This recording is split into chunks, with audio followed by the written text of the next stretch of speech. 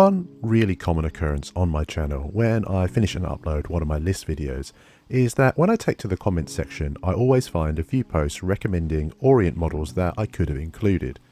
The truth is, I've never owned a watch from Orient before, and I view that as a pretty big weakness for a channel that predominantly covers budget models, so I thought I would do something about it. The problem though is that the models that really appeal to me are their vintage pieces. I have nothing against their modern lineup, but nothing jumps out at me as a must-have. I recognise the new smaller Bambino as a really strong option, but I'm not exactly lacking in the dress watch department at the moment.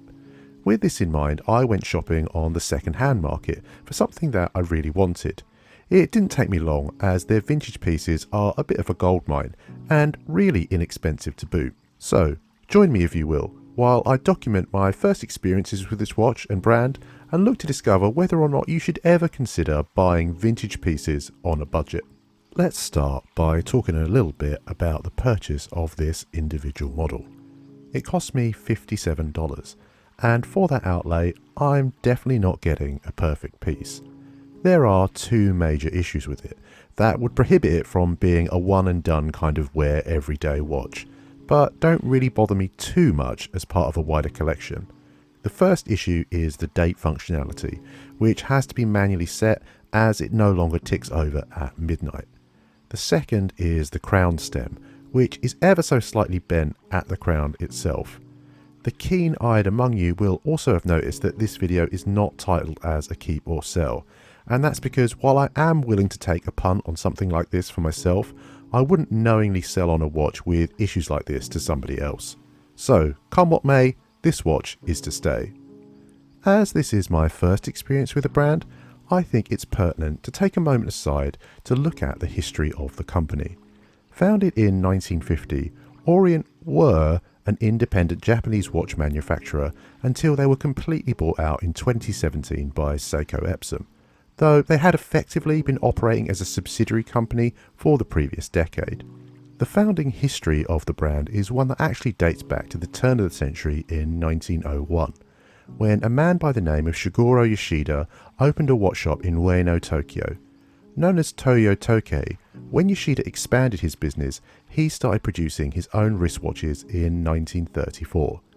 Now, you don't have to be a huge history buff to work out what happened next. The devastation of the Second World War was something that the business simply could not endure. But from the ashes, a new operation known as the Tamakeiki Company formed in 1950, formally changing its name to the Orient Watch Company in 1951. Post-World War II trade agreements understandably took a while to get in place, given the hostilities in the region. But when they arrived, Orient were able to expand internationally, and some of the brand's most famous timepieces came from this era, with the Royal Orient dress watch launching in 1960, the Grand Prix 100 in 1964, and the 10-beat in 1970. One side effect of this purchase is that it seems to have unlocked a fun little horological game for me to play.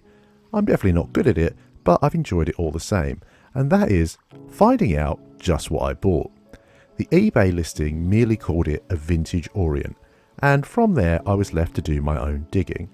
The 3 stars on the front indicate that it comes from their TriStar range, which first launched in the 1970s. The model number, OS 469C331, is inscribed on the caseback, but that in and of itself doesn't tell you much about the watch. Some online digging revealed that the watch was more commonly referred to as the Orient 469, named after its movement, and indeed an abbreviation of its code. It's worth noting though that a lot of watches featured this movement, and that naming was widely used for over 2 decades. The case is 37mm in diameter and 12mm thick, including the crystal, which, while not sapphire, is at least shock resistant. It would have originally shipped on a stainless steel band with a butterfly clasp, but to be honest, I prefer the new look of it here.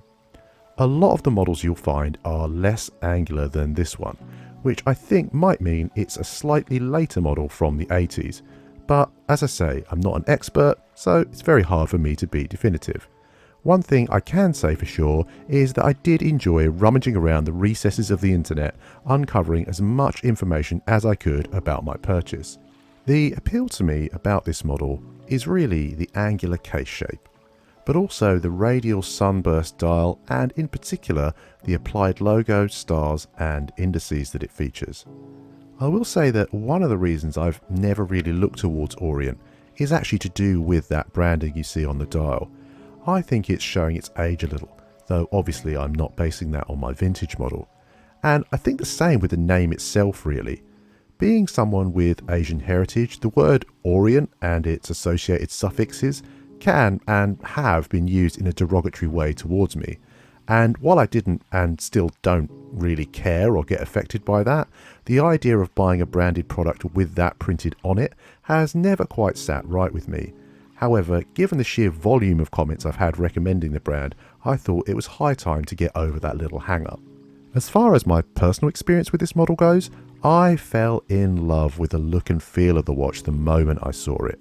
The strap is a replacement, as I've mentioned, but it's pretty hard to go wrong with the quality of Italian leather, and I do appreciate the choice made here by the previous owner. As far as the look itself goes, with so many modern brands going out of their way to re-release products from their back catalogues or produce updated versions, it's perhaps ironic that you can get authentic vintage pieces from some brands at such a low price point. Having said that, whether or not it's a good idea to buy budget vintage pieces, clearly every experience is going to be unique. And while I have a few vintage models in my collection, they were all purchased at much higher price points than this, and by a clear margin. Having said that, I'm not sure I'd go quite this low again in future, because the issue I mentioned at the start of the video with the bend in the crown stem is perhaps a little more serious than I let on. It has clearly had an impact on the waterproofness, is that a word, of the watch. It is still functional and keeping solid time, but it's clear that at some point it has had a little water ingress. I noticed on a couple of occasions some condensation build-up beneath the crystal, and this watch was only ever originally depth rated to 50 meters to begin with, and it's not an expensive piece, so perhaps this is a little unsurprising given the nature of the damage that it has sustained. I was able to get most of that water out by burying this watch in rice and putting it into an airing cupboard, but not exactly ideal. In truth though, I think I might get more intrinsic value out of any given watch than others might. I get to make a video on each one, and that's a process that I absolutely love. So I think that my perception of the issues that this watch has might be slightly skewed in a positive light in a way that it wouldn't be for people who wouldn't and rightly shouldn't forgive a problem like this. What it does do for me though is mean that I can't wear this when it's raining and have to take it off before visiting the bathroom. I guess the consumer advice here, if you're looking at budget vintage pieces, is proceed with extreme caution. What I've managed to find here, at least for me, is a gem in the looks department, but clearly hasn't done so well in terms of wear and tear. Actually, the process of making the video has informed my opinion of Orient as a brand a lot more than my experience with this particular watch. I think it would be pretty unfair to try and read a great deal into a brand when the product of theirs isn't only not factory fresh, but potentially is over 50 years old, so I won't draw too many conclusions from that experience.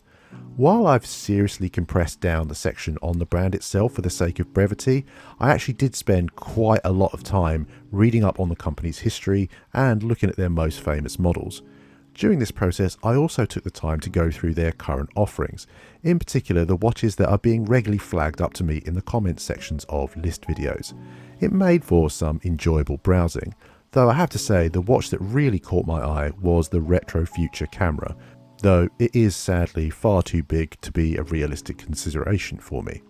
The Orient Star range is also something that really caught my eye, in particular their textured dials, which is one of my biggest horological weaknesses. In that sense, my vintage piece has actually done exactly what I wanted it to do.